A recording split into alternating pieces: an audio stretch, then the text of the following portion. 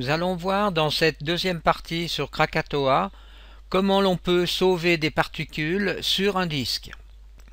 Le fait de sauver les particules sur un disque nous permet de manipuler les particules beaucoup plus aisément et de régler des paramètres très spécifiques comme par exemple la position de la caméra ou le rendu des particules, l'éclairage, le réglage des densités et les objets mat. Je commence par faire un rendu donc de la frame 50 pour avoir une image de base.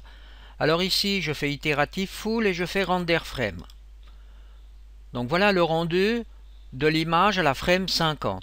Alors essayez de visualiser dans votre esprit cette image. Maintenant je vais rendre toute la série de particules, donc l'animation totale, et sauver les particules sur un disque.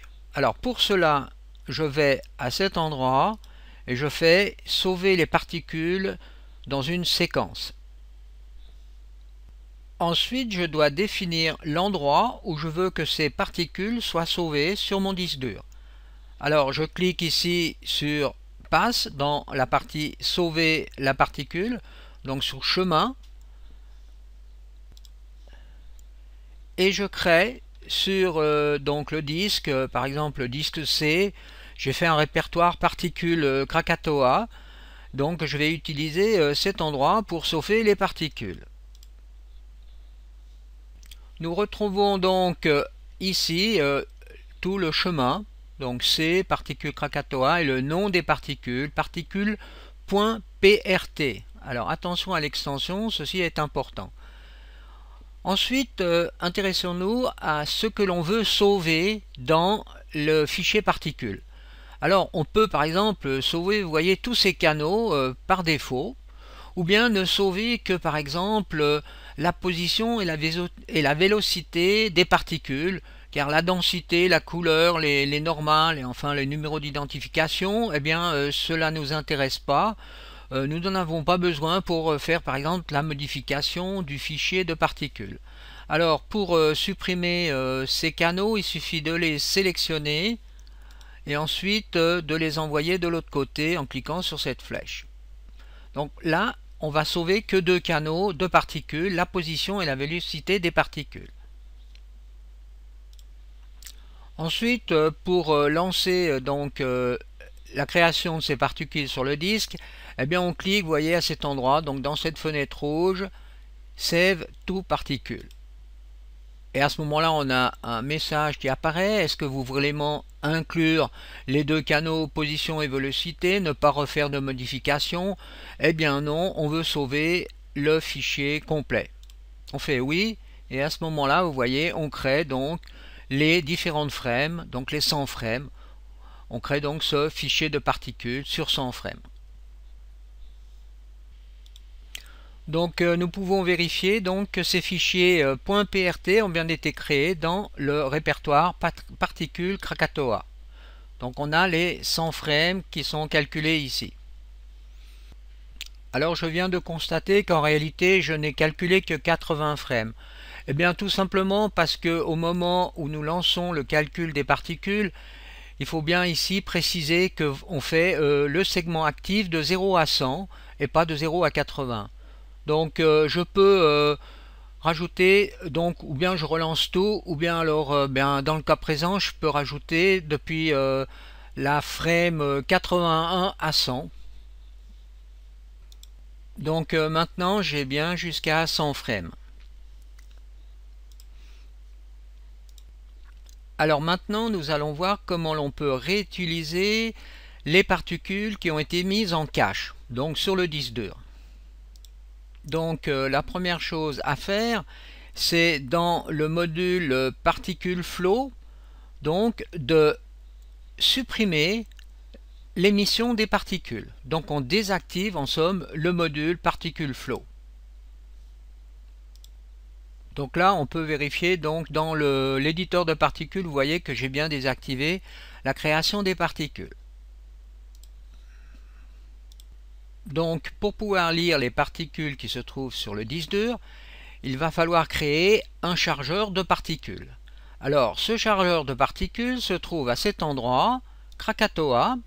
Ensuite, vous appuyez en premier sur la touche Shift du clavier et vous faites créer un particule loader, chargeur. Et là, vous choisissez dans votre fichier de particules Krakatoa la particule 0 et faire ouvrir. Vous pouvez maintenant rafraîchir la fenêtre de Preview. Et là, vous voyez donc qu'on retrouve la séquence d'animation qui est identique. Donc, petite astuce, le fait d'avoir appuyé sur la touche Shift du clavier au moment où on a créé ce chargeur, eh bien ceci a impliqué que ce chargeur se trouve sur les coordonnées du monde à 0. Si l'on veut à nouveau rendre les particules qui sont en somme sur le disque dur, eh bien il suffit de revenir à cet endroit et de faire rendre les particules, rendu des particules de la scène.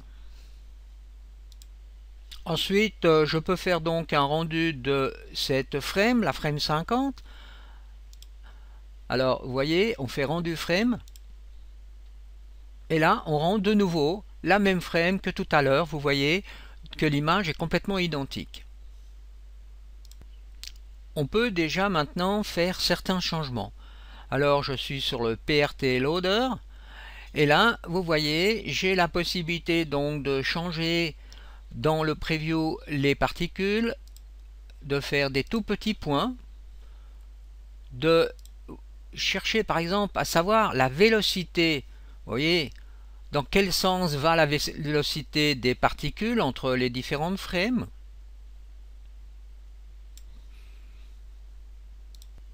De changer la couleur donc du PRT Loader en cliquant à cet endroit et je vais choisir par exemple de l'orange. OK, donc je régénère.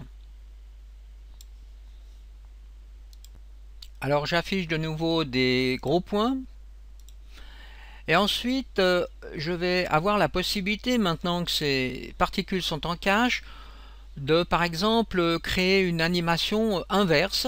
Alors pour cela, je clique sur Graph A. Ensuite, je fais créer une animation linéaire. Alors, je peux faire déjà le test. Donc voilà l'animation linéaire. Et maintenant, je peux inverser l'animation.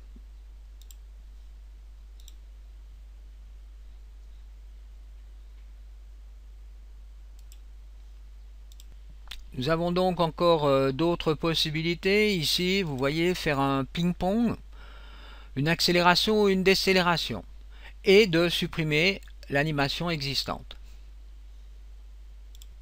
Alors bien sûr, les animations étant en cache sur le disque dur, comme nous l'avons vu précédemment, donc dans le répertoire par exemple particules Krakatoa, eh bien on peut supprimer des particules donc à certains endroits dans la séquence si l'on le désire.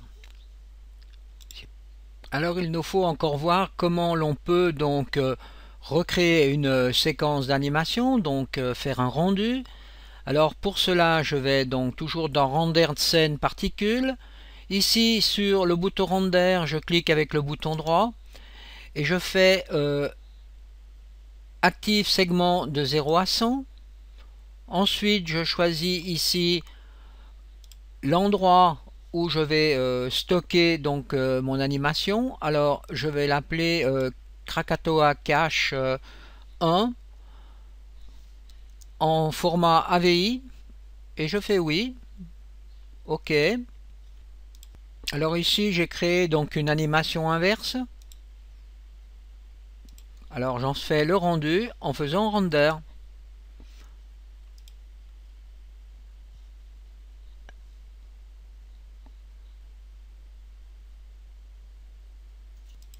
Et là vous constatez que l'on traite quand même 2 millions de particules.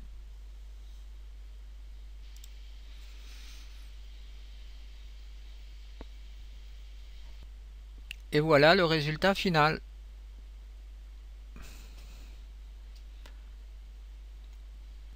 On peut encore effectuer ce test. Alors là, j'ai carrément changé la vue de la caméra et je fais simplement le rendu d'une frame. eh bien, vous voyez que le fait d'avoir mis les particules en cache, eh bien, on peut changer la vue caméra sans influencer donc le rendu des particules. Ceci est donc encore une facilité supplémentaire. Alors, ceci sera la fin de cette partie 2 sur le logiciel Krakatoa.